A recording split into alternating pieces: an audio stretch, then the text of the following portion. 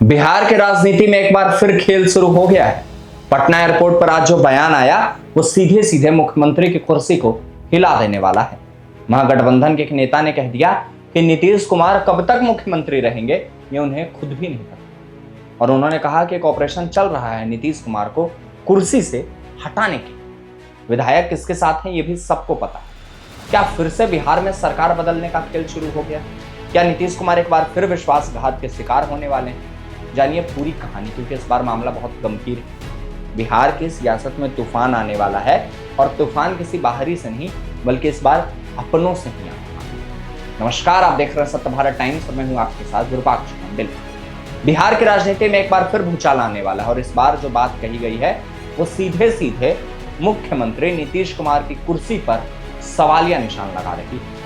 आज यानी 12 दिसंबर 2025 को पटना एयरपोर्ट पर जो हुआ वो बिहार की सियासी गलियारों में चर्चा का विषय बन गया। विकासशील इंसान पार्टी यानी वीआईपी के मुखिया और महागठबंधन के डिप्टी सीएम उम्मीदवार मुकेश सहनी ने मीडिया से बात करते हुए जो बयान दिया वो किसी बम से कम नहीं था। अभी सरकार का काम है, सरकार काम कर रहे हैं, हम लोगों का विपक्ष का भूमिका है तो उस हिसाब से भूमिका निभा रहे हैं। अभी चुनाव तो जस्ट आ रही है, अभी हम लोग बिहार में रह के ही क्या करेंगे?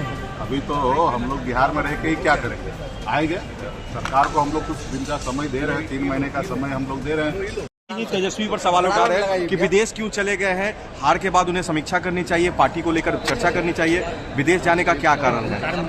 देखिए, पार्टी में सब तरह के लोग होते हैं और महागठबंधन में सबके बोलने की आजादी है।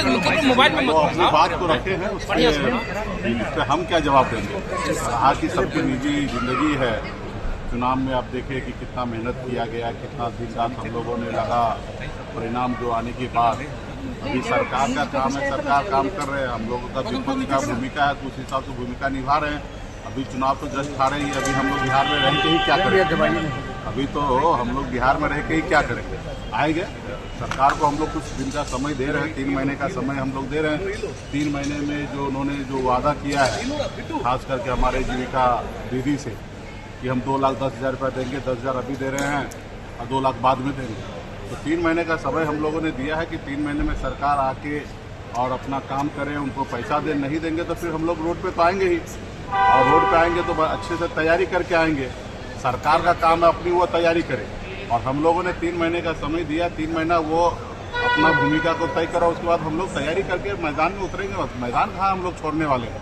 रहा कि सबकी अपनी अपनी निजी जिंदगी है तो उस हिसाब से सबको रहना। आरजेडी के 18 विधायक जेडीयू के संपर्क में है। आरजेडी के 18 विधायक जेडीयू के संपर्क में है।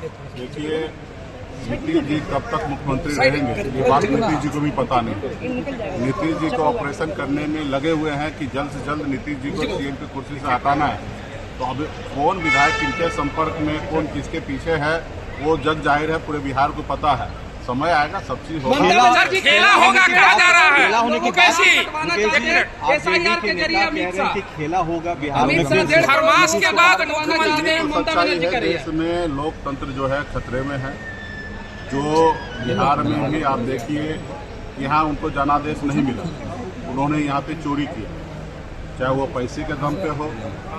हमारे राज्य के जनता का, नागरिक का पैसा उन्हीं को देकर उनका घर लिखा लिया गया और सरकार बना ली गई। तो कहीं ना कहीं लोकतंत्र जो है वो सही नहीं चल रहा है। चुनाव आयोग जो अपना सही कर्तव्य नहीं निभा रहे हैं।